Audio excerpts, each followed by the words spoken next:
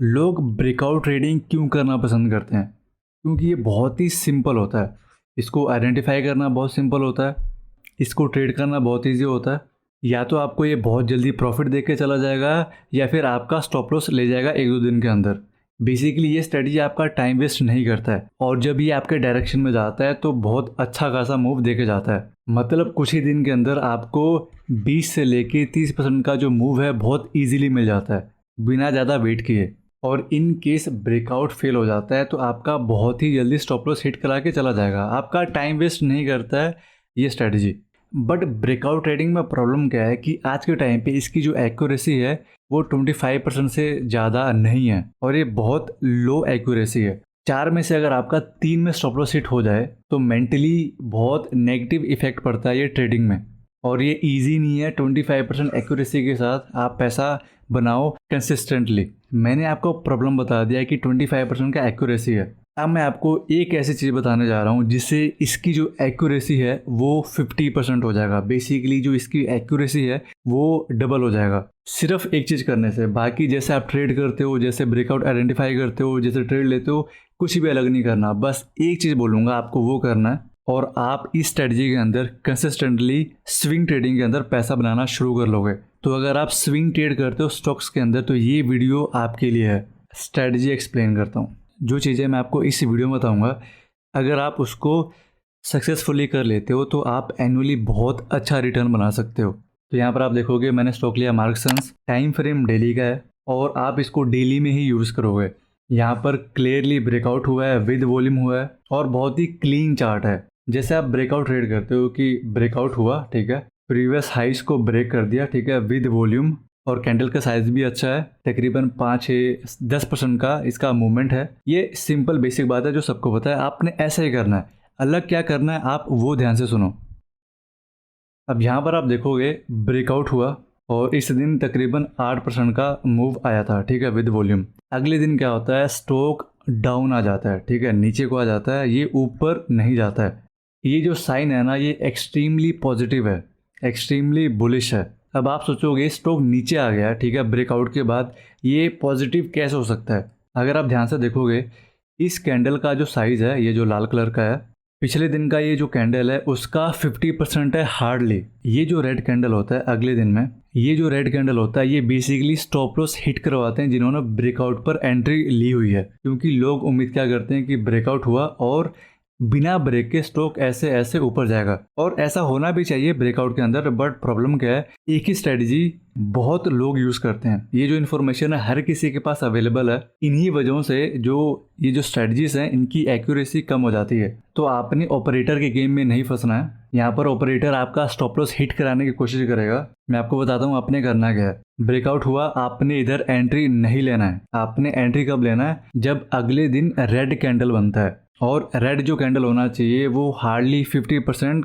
Size होना चाहिए पिछले कैंडल से, मतलब इसका हाफ, इससे ज़्यादा नहीं होना चाहिए। तो आप क्या करोगे, जैसे ही मार्केट क्लोज होने वाला होगा, ठीक है, 3:20 के आसपास आप इधर एंट्री ले लोगे।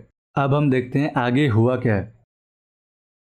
अब यहाँ पर आपने नोटिस किया अगले दिन ही जो कैंडल है वो ग्रीन बन जाता है, ठीक है, और ये जो पिछले दिन का रेड कैंडल है इसको पूरा कवर कर जाता है, ठीक है, और उसके बाद बिना ब्रेक के ये ऊपर जा रहा है।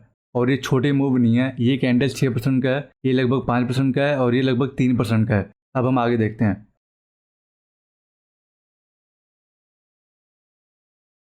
आप देख सकते हो ये ब्रेकआउट हुआ, ठीक है, इधर स्टॉप लॉस हिट कराने की कोशिश की, उसके बाद 3 दिन लगातार अपसाइड को मूव, छोटा सा करेक्शन, फिर अगेन 2 दिन के अंदर बहुत अच्छा खासा मूव और अभी एक रेंज के अंदर है।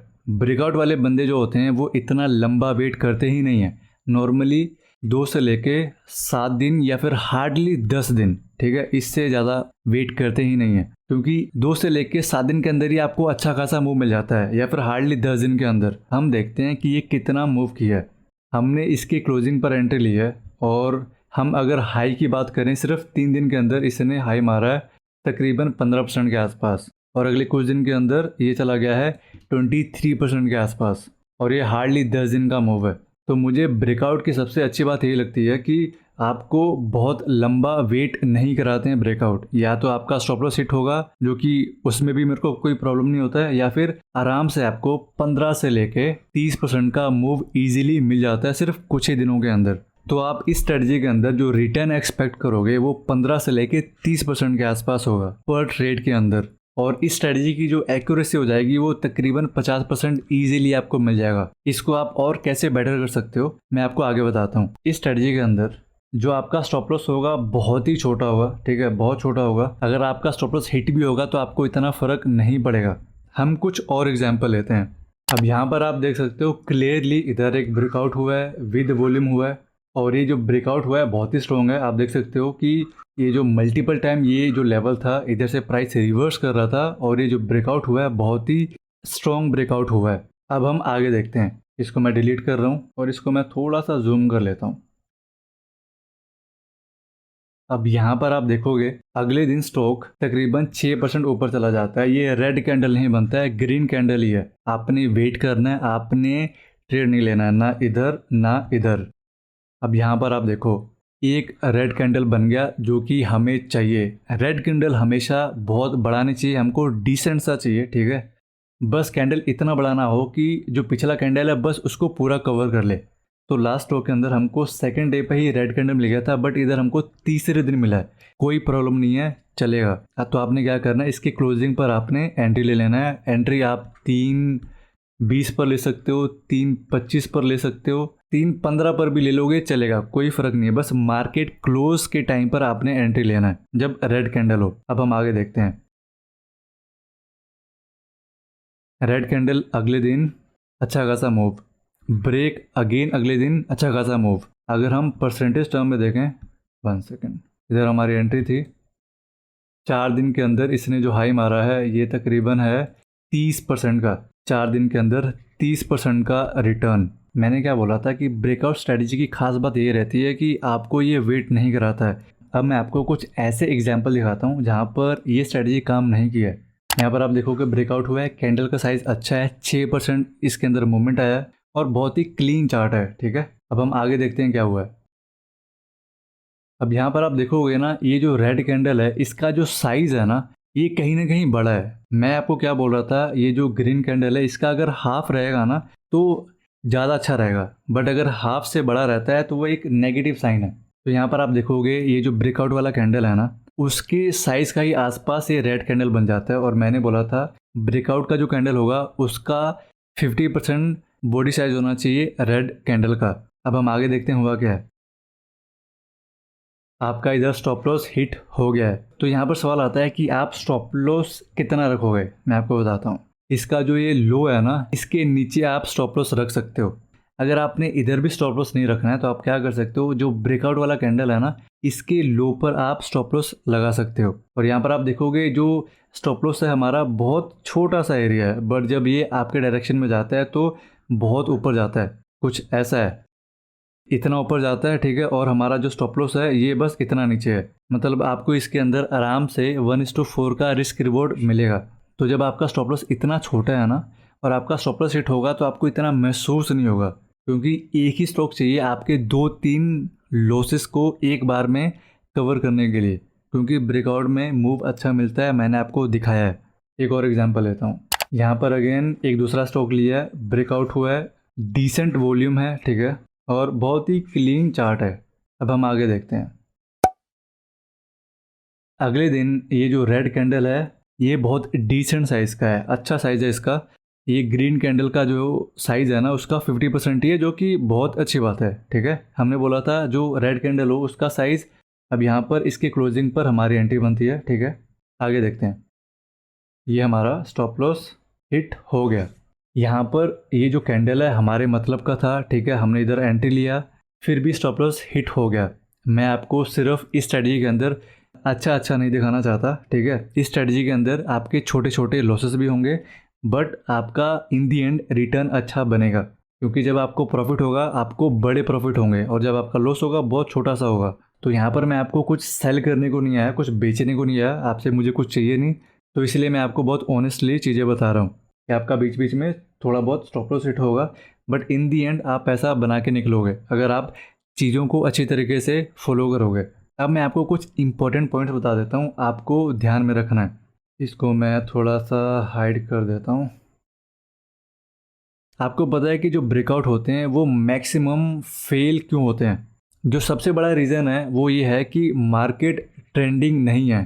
बेसिकली मार्केट एक रेंज के अंदर है या फिर वो करेक्ट कर रहा है और आप ब्रेकआउट ट्रेड करने की कोशिश कर रहे हो। ऐसे केस में जब मैं मार्केट की बात कर रहा हूँ, मैं ओवरऑल पूरे मार्केट की बात कर रहा हूँ, उसमें Nifty, bank Nifty, other indices भी आ जाते हैं। तो जब ओवरऑल मार्केट ऊपर नहीं जा रहा है, ठीक है, वो या तो नीचे आ रहा है या फिर एक रेंज बाउंड के अंदर है और आप ब्रेकआउट ट्रेड कर रहे हो स्टॉक्स के अंदर, तो चीज़ें आपके फेवर में नहीं है। आपके फेवर में कब है? जब ओवरऑल मार्केट ऊपर जा रहा है, ठीक है, वो निफ्टी है, बैंक निफ्टी है, जिस सेक्टर का आप स्टॉक ट्रेड कर रहे हो उस सेक्टर का इंडेक्सेस ऊपर जा रहा है, आपके प्रॉफिटेबल होने के, जो ब्रेकआउट ट्रेड है, प्रॉफिटेबल होने के चांसेस बहुत ज़्यादा इंक्रीज हो जाते हैं। ये छोटा सा पॉइंट है बट सिर्फ प्रोफेशनल लोग इसको समझते हैं। सेकंड पॉइंट ये है कि जैसे आप स्टॉक को सिलेक्ट कर रहे हो तो आपको वो भी ध्यान रखना है कि कौन से स्टॉक को आप सिलेक्ट करते हो।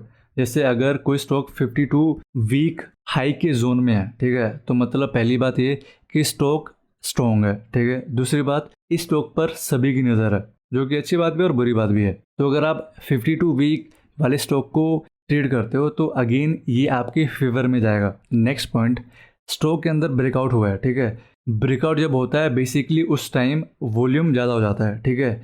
ये जो वॉल्यूम है इसमें अगर डिलीवरी मैक्सिमम हुई है ना तो अगेन ये एक पॉजिटिव पॉइंट है। स्टॉक में ब्रेकआउट आया, ठीक है, और जो ओपन इंटरेस्ट है फ्यूचर का, ठीक है, स्टॉक की फ्यूचर का, अगर उसका ओपन इंटरेस्ट भी बढ़ा है, ठीक है, वो भी ऊपर गया है, अगेन ये एक आपके फेवर में जाएगा। तो अगर आप छोटी छोटी चीज़ों को ध्यान में रखोगे ना तो जो ब्रेकआउट ट्रेडिंग है बहुत ही ब्लिसफुल हो जाएगा आपके लिए। मैंने आपको कुछ इंपॉर्टेंट पॉइंट्स बताए हैं और मेरे को पता है कि इसमें से 99% लोग इन सब चीज़ों को ध्यान नहीं देने वाले हैं, इसीलिए सिर्फ हार्डली 1% टॉप के लोग सबसे ज़्यादा पैसा बनाते हैं, क्योंकि लोग मेहनत नहीं करना चाहते, उनको बस ईजी पैसा चाहिए जो कि मिलता नहीं है। अगर आपने यहाँ तक वीडियो देख लिया है तो आपके दिमाग में एक क्वेश्चन आएगा कि ब्रेकआउट को मैं कैसे आइडेंटिफाई करूँ। बहुत सारे तरीके हैं, मैं आपको एक तरीका बता के जाता हूँ। ट्रेडिंग व्यू के अंदर आप क्या करो, निफ्टी 500 का जो स्टॉक का लिस्ट है ना, आप इधर ऐड कर लो, ठीक है।